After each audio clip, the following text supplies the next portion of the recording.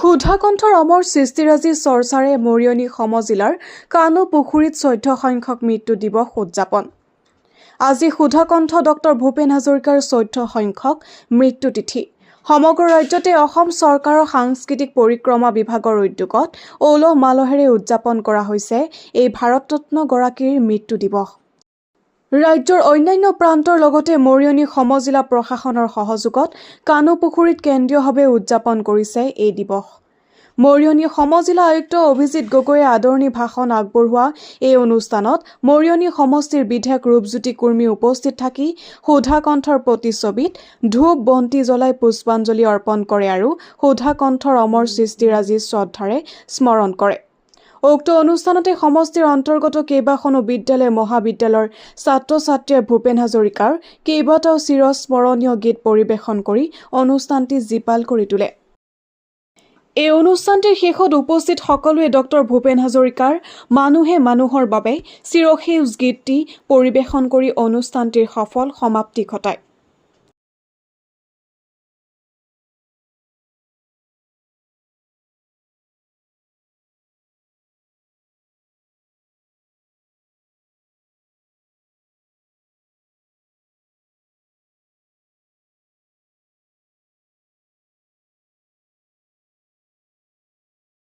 বিশ্ববৰেণ্য শিল্পী সুধাকণ্ঠ ভূপেন হাজৰিকা ডাঙৰীয়াক সন্মান জনাই তেখেতৰ কৰ্মৰাজি জীয়াই ৰখালৈ তেখেতৰ কৰ্মৰাজি আহিবলগীয়া প্ৰজন্মই যেন আৰু ওচৰৰ পৰা পাওক এইলৈ আজি 5 নৱেম্বৰ তেখেতৰ মৃত্যু তিথিৰ দিনা সমগ্ৰ ৰাজ্যত জিলাভিত্তিত কেন্দ্ৰকে অনুষ্ঠান আৰু লগতে সমজিলা ভিত্তিতো কেন্দ্ৰকে অনুষ্ঠান আয়োজন কৰা তেখেতে আগ্ৰহ প্ৰকাশ কৰিছিল।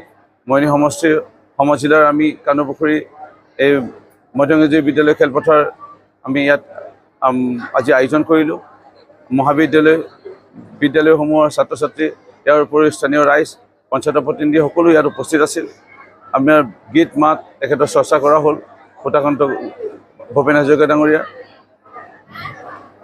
তেখেত 1926 চনত জন্ম হৈছিল আৰু অহা বৰ্ষ 100 বছৰ পূৰ হ'ব। ইয়ালৈ মাননীয় মুখ্যমন্ত্ৰী ডক্টৰ হিমন্ত বিশ্ব শৰ্মা ডাঙৰীয়া নেতাজী চৰকাৰখনে 100 বছৰ পূৰ্তি উপলক্ষে তেখেতৰ জন্ম শতবাৰ্ষিকীও আয়োজন হৈছে সমগ্ৰ ৰাজ্যত। আৰু বিভিন্ন ধৰণৰ তেখেতৰ স্মাৰক তেখেতৰ স্মৃতিত স্মাৰক নিৰ্মাণ কৰা তেখেতৰ কৰ্মৰাজিসমূহ সংৰক্ষণ কৰা ভৱিষ্যত প্ৰজন্মই যেন এইসমূহ চৰ্চা কৰিব পাৰে এইলৈ বিভিন্ন ধৰণৰ পদক্ষেপ হৈছে।